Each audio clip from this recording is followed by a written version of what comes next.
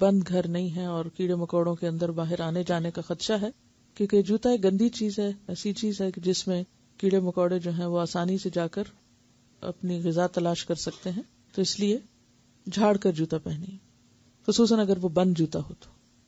داخل ہونے سے پہلے یہ دعا پڑھی، اندر جا کر نہیں، داخل ہونے سے پہلے باہر ہی پڑھ لیں، جاتے جاتے رستے میں پڑھ لیں، یہ نہیں کہ وہاں آپ کھڑے ہو جائیں اور پھر پڑھ کے پھر اندر تشریف لے جائیں اور دوسرے لوگ انتظار کر رہے ہوں کہ کب یہ فارغ ہوتے ہیں تو ہم بھی استعمال کریں ٹوائلٹ۔ تو ایسی صورت میں دین کے عمل کو اس طریقے پر نہ کریں کہ دوسروں کے لیے نفرت کا ذریعہ بن جائے، کہ تمہاری تو دعائیں ختم نہیں ہوتی ہیں اور دوسروں کو تم نے پریشان کر رکھا ہے، تو یہ امپریشن نہ ملے گھر والوں کو۔ داخل ہونے سے پہلے یہ دعا پڑھ لیجئے، بسم اللہ اللہم انی اعوذ بک من الخبث والخبائث، شروع اللہ کے نام کے ساتھ، اے اللہ بے شک میں آپ کی پناہ چاہتا ہوں ناپاک جنوں اور ناپاک جننیوں سے، کیونکہ گندی جگہ یا نجاست کی جگہ ناپاک جنوں کی پسندیدہ جگہ ہوتی ہیں اور عام طور پر ان جگہوں پر وہ موجود ہو سکتے ہیں، اس لیے ان سے پناہ مانگتے ہوئے اندر جانا چاہیے۔ آپ کو معلوم ہے کہ جادو وغیرہ کے جتنے بھی اعمال ہوتے ہیں وہ عموماً گندی چیزوں کے ساتھ ہوتے ہیں۔ بیت الخلاء میں داخل ہوتے وقت پہلے بایاں پاؤں اندر رکھیے، یعنی لیفٹ پاؤں کو اندر لے جائیں گے اور نکلتے وقت پھر رائٹ باہر نکالیں گے۔ بیت الخلاء میں داخل ہونے کے بعد کی سنت ہے، بیت الخلاء میں داخل ہونے کے بعد زمین کے قریب تر ہو کر سطر کھولیں، یعنی تنہائی میں بھی ننگے رہنا پسندیدہ نہیں، الا یہ کہ ضرورت ہو۔ قضاء حاجت کرتے وقت قبلے کی طرف چہرہ اور پیٹھ نہ کریں، خاص طور پر جب کوئی شخص میدان میں ہو، باہر کھلی جگہ پر ہو۔ اگر آپ کے گھر میں ابتدا سے ٹوائلٹ ایسا بن گیا ہے اور وہ بند گھر کے اندر ہے تو کوئی حرج نہیں، لیکن اوپن سپیس میں قبلہ رخ نہیں ہونا چاہیے۔ قضاء حاجت کے وقت باتیں اور ذکر الہی نہ کریں، یہ دو چیزیں منع ہیں، اس سے اللہ تعالیٰ ناراض ہوتے ہیں۔ اب یہ بولنے کی جگہ نہیں ہے، حتیٰ کہ ذکر کی جگہ بھی نہیں۔ ہاں دل میں اگر آپ کے کوئی خیال آ رہا ہے اللہ تعالیٰ کا یا کسی، تو وہ دل کے خیالات کی پکڑ نہیں ہے، لیکن نہ تو تلاوت کریں، نہ کوئی گنگنائیں اس طرح کی چیز، اور نہ ہی باہر کوئی کھڑے ہو کر آپ سے باتیں کر رہا ہے، پوچھ رہا ہے کچھ، آپ اس کو بیٹھ کر گفتگو کر رہے ہیں یا ٹیلی فون لے کر بیٹھ جائیں، تو اس سے پرہیز کرنا چاہیے۔ بعض لوگ ریڈنگ شروع کر دیتے ہیں تو یہ بھی پسندیدہ عادت نہیں ہے، علم کی توہین ہے۔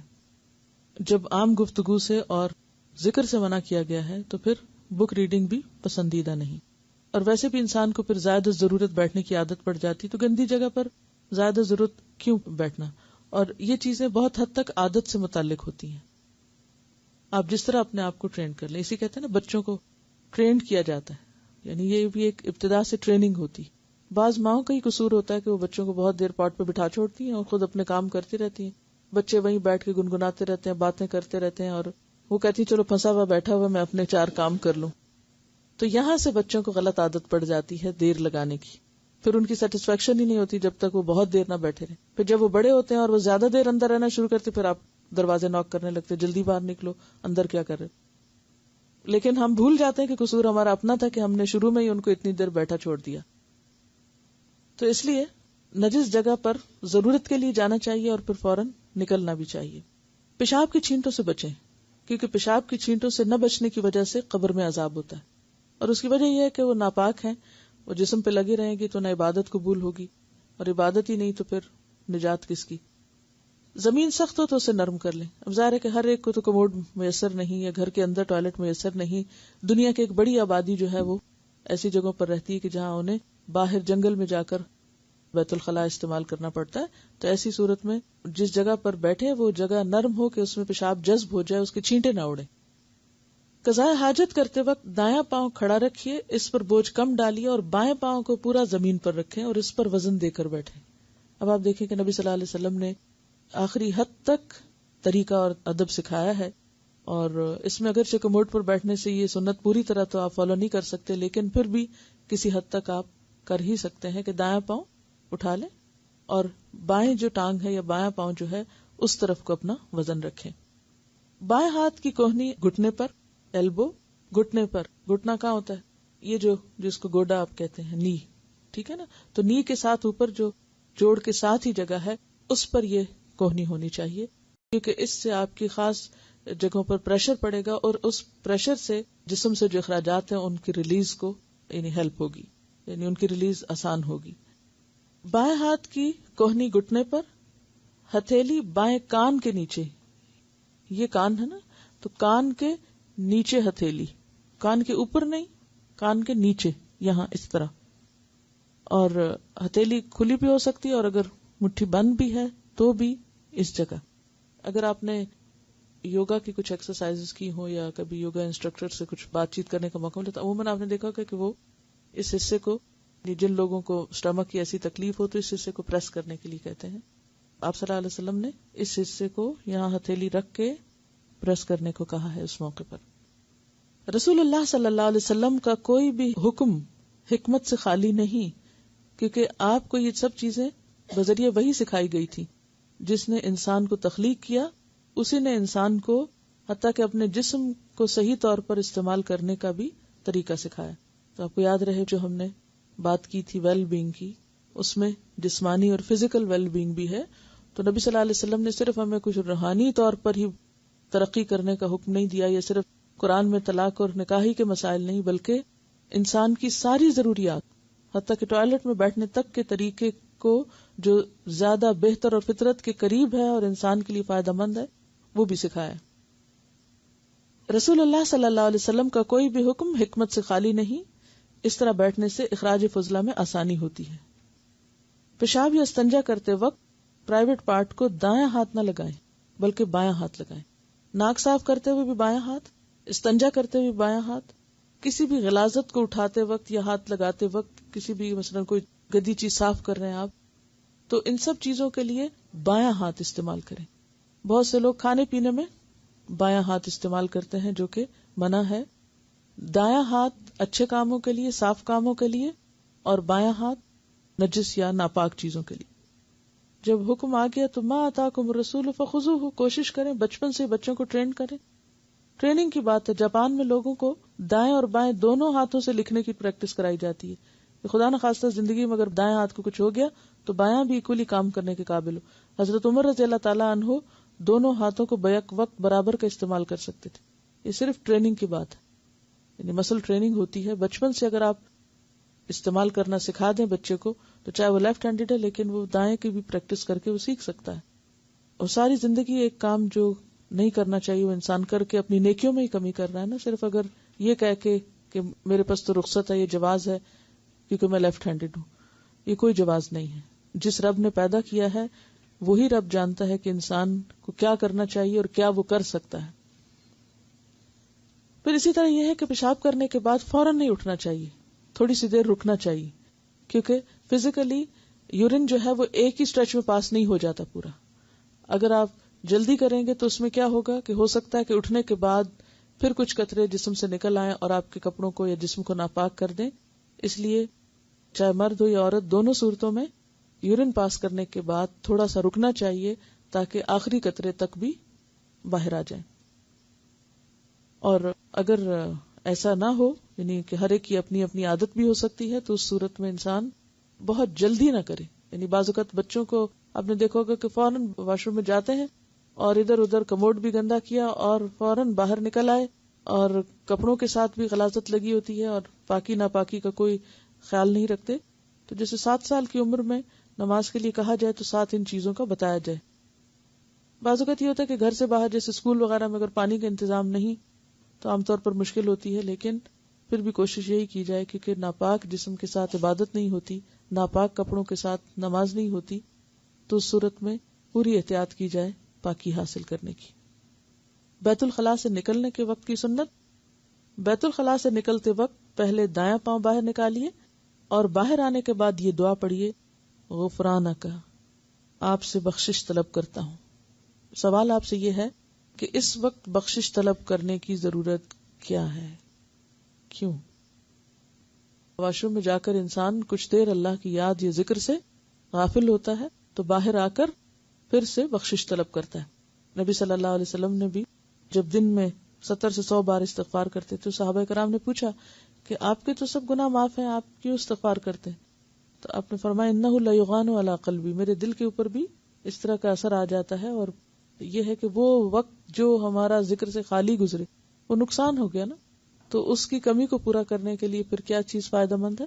استغفار. تو باہر نکل کر بھی دعا پڑھنی چاہیے. تو گویا یہ جو ہم کہتے ہیں نا کہ اللہ کا ذکر ہر وقت، تو اس سے مراد کیا ہے کہ واش روم جاتے وقت بھی اور پھر نکلنے کے بعد بھی.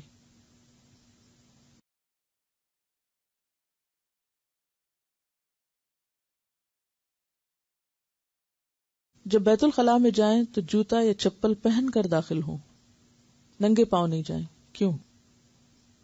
کیونکہ کسی نہ کسی طرح کوئی چھینٹ، کوئی نجاست کے ادھر ادھر گرنے کا، پڑنے کا خدشہ ہو سکتا ہے، اور انسان جب اندر جاتا ہے تو وہ نجاست کیا ہو جاتی ہے، پاؤں کے ساتھ لگ سکتی ہے، اور پھر واپس اگر آپ کمرے میں انہی پاؤں کے ساتھ آ رہے ہیں تو واپس وہ پلٹ کر نجاست کمرے تک آ جائے گی.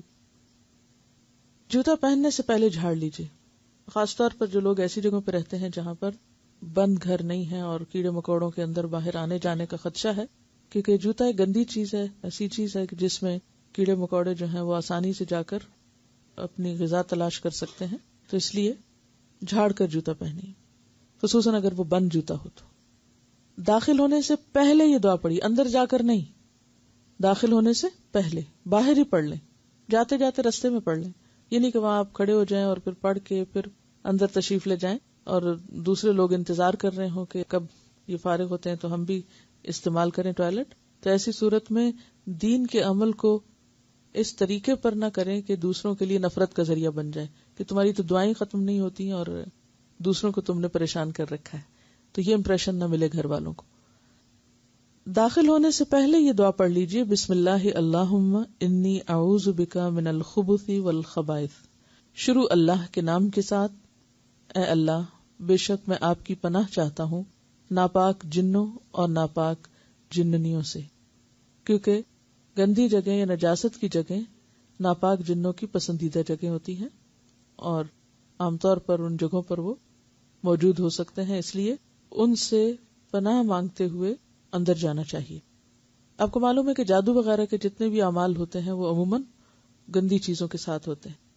بیت الخلاء میں داخل ہوتے وقت پہلے بایاں پاؤں اندر رکھیے، یعنی لیفٹ پاؤں کو اندر لے جائیں گے اور نکلتے وقت پھر رائٹ باہر نکالیں گے. بیت الخلاء میں داخل ہونے کے بعد کی سنت ہے، بیت الخلاء میں داخل ہونے کے بعد زمین کے قریب تر ہو کر سطر کھولیں، یعنی تنہائی میں بھی ننگے رہنا پسندیدہ نہیں، الا یہ کہ ضرورت ہو.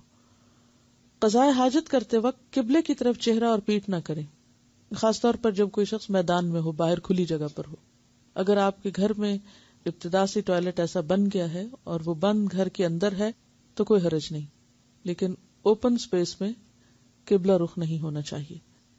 قضاء حاجت کے وقت باتیں اور ذکر الہی نہ کریں، یہ دو چیزیں منع ہیں، اس سے اللہ تعالیٰ ناراض ہوتے ہیں. اب یہ بولنے کی جگہ نہیں ہے، حتیٰ کہ ذکر کی جگہ بھی نہیں.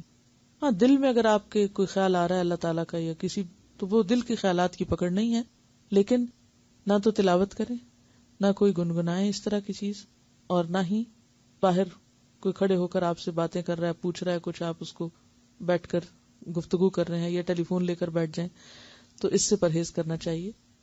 بعض لوگ ریڈنگ شروع کر دیتے ہیں تو یہ بھی پسندیدہ عادت نہیں ہے، علم کی توہین ہے. جب عام گفتگو سے اور ذکر سے منع کیا گیا ہے تو پھر بک ریڈنگ بھی پسندیدہ نہیں. اور ویسے بھی انسان کو پھر زیادہ ضرورت بیٹھنے کی عادت پڑ جاتی، تو گندی جگہ پر زیادہ ضرورت کیوں بیٹھنا. اور یہ چیزیں بہت حد تک عادت سے متعلق ہوتی ہیں. آپ جس طرح اپنے آپ کو ٹرین کر لیں، اسی کہتے ہیں نا بچوں کو ٹرینڈ کیا جاتا ہے، یعنی یہ بھی ایک ابتدا سے ٹریننگ ہوتی. بعض ماؤں کا ہی قصور ہوتا ہے کہ وہ بچوں کو بہت دیر پاٹ پہ بٹھا چھوڑتی ہیں اور خود اپنے کام کرتی رہتی ہیں. بچے وہیں بیٹھ کے گنگناتے رہتے ہیں، باتیں کرتے رہتے ہیں، اور وہ کہتی چلو پھنسا ہوا بیٹھا ہوا میں اپنے 4 کام کر لوں.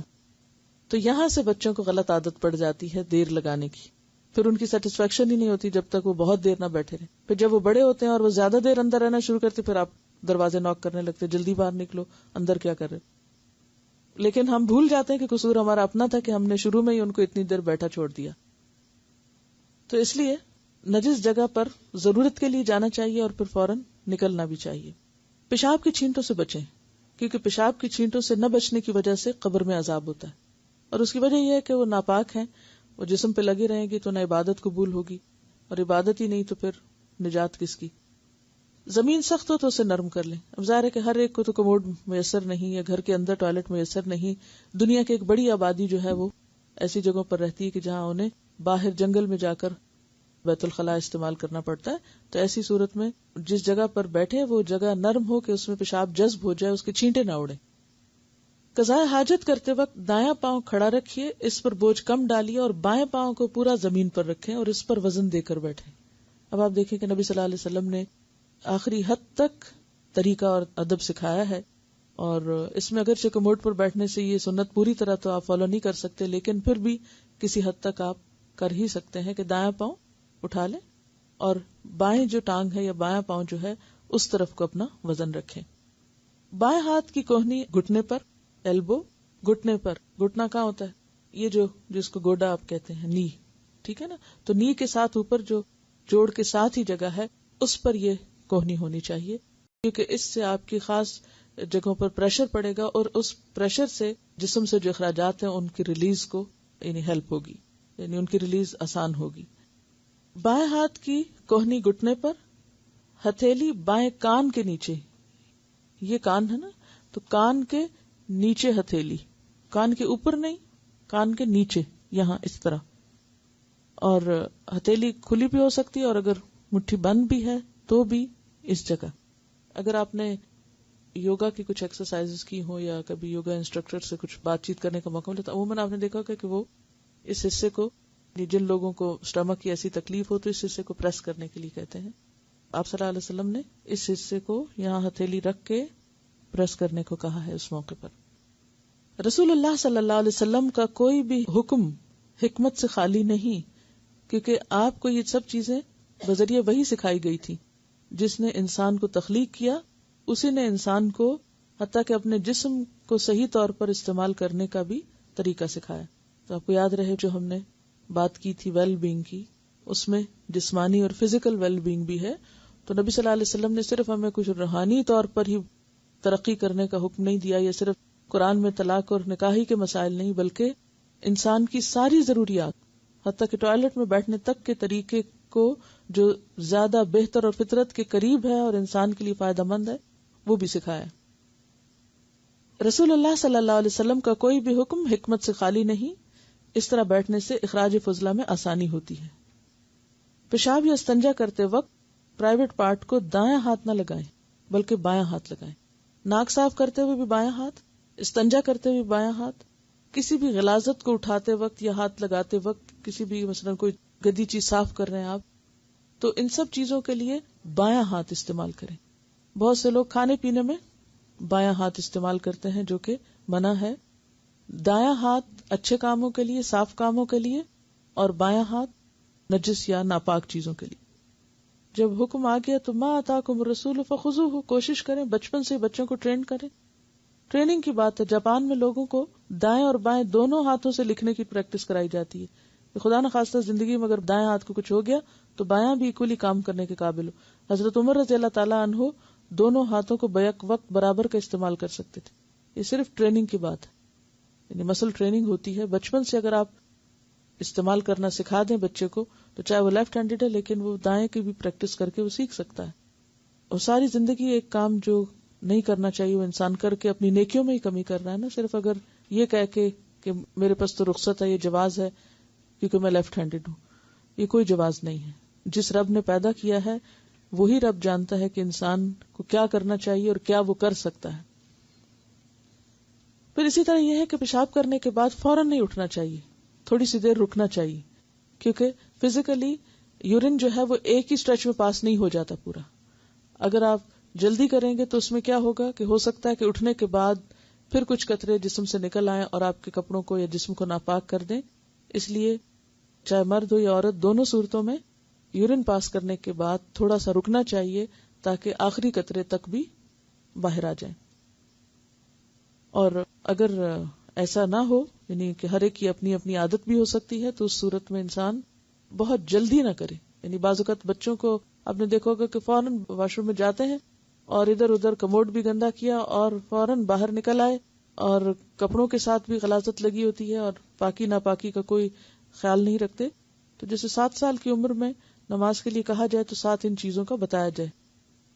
بعض اوقات یہ ہوتا ہے کہ گھر سے باہر جیسے اسکول وغیرہ میں اگر پانی کا انتظام نہیں تو عام طور پر مشکل ہوتی ہے، لیکن پھر بھی کوشش یہی کی جائے کیونکہ ناپاک جسم کے ساتھ عبادت نہیں ہوتی، ناپاک کپڑوں کے ساتھ نماز نہیں ہوتی، تو اس صورت میں پوری احتیاط کی جائے پاکی حاصل کرنے کی۔ بیت الخلاء سے نکلنے کے وقت کی سنت: بیت الخلاء سے نکلتے وقت پہلے دایاں پاؤں باہر نکالیے اور باہر آنے کے بعد یہ دعا پڑھیے: غفرانک، آپ سے بخشش طلب کرتا ہوں۔ سوال آپ سے یہ ہے کہ اس وقت بخشش طلب کرنے کی ضرورت کیا ہے؟ کیوں؟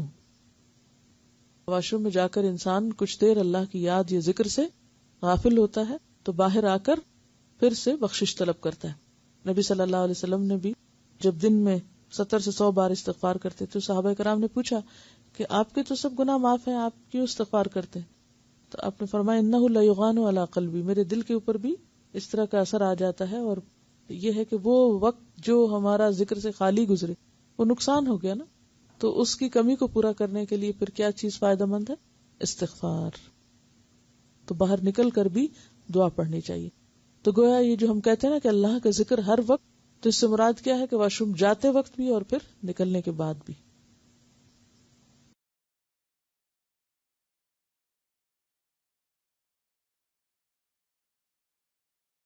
جب بیت الخلاء میں جائیں تو جوتا یا چپل پہن کر داخل ہوں، ننگے پاؤں نہیں جائیں۔ کیوں؟ کیونکہ کسی نہ کسی طرح کوئی چھینٹ، کوئی نجاست کے ادھر ادھر گرنے کا، پڑنے کا خدشہ ہو سکتا ہے، اور انسان جب اندر جاتا ہے تو وہ نجاست کیا ہو جاتی ہے؟ پاؤں کے ساتھ لگ سکتی ہے، اور پھر واپس اگر آپ کمرے میں انہی پاؤں کے ساتھ آ رہے ہیں تو واپس وہ پلٹ کر نجاست کمرے تک آ جائے گی۔ جوتا پہننے سے پہلے جھاڑ لیجیے، خاص طور پر جو لوگ ایسی جگہوں پہ رہتے ہیں جہاں پر بند گھر نہیں ہے اور کیڑے مکوڑوں کے اندر باہر آنے جانے کا خدشہ ہے، کیونکہ جوتا ایک گندی چیز ہے، ایسی چیز ہے جس میں کیڑے مکوڑے جو ہیں وہ آسانی سے جا کر اپنی غذا تلاش کر سکتے ہیں، تو اس لیے جھاڑ کر جوتا پہنیے، خصوصاً اگر وہ بند جوتا ہو تو۔ داخل ہونے سے پہلے یہ دعا پڑھی، اندر جا کر نہیں، داخل ہونے سے پہلے باہر ہی پڑھ لیں، جاتے جاتے رستے میں پڑھ لیں، یہ نہیں کہ وہاں آپ کھڑے ہو جائیں اور پھر پڑھ کے پھر اندر تشریف لے جائیں اور دوسرے لوگ انتظار کر رہے ہوں کہ کب یہ فارغ ہوتے ہیں تو ہم بھی استعمال کریں ٹوائلٹ۔ تو ایسی صورت میں دین کے عمل کو اس طریقے پر نہ کریں کہ دوسروں کے لیے نفرت کا ذریعہ بن جائے کہ تمہاری تو دعائیں ختم نہیں ہوتی ہیں اور دوسروں کو تم نے پریشان کر رکھا ہے، تو یہ امپریشن نہ ملے گھر والوں کو۔ داخل ہونے سے پہلے یہ دعا پڑھ لیجئے: بسم اللہ اللہم انی اعوذ بک من الخبث والخبائث۔ شروع اللہ کے نام کے ساتھ، اے اللہ بے شک میں آپ کی پناہ چاہتا ہوں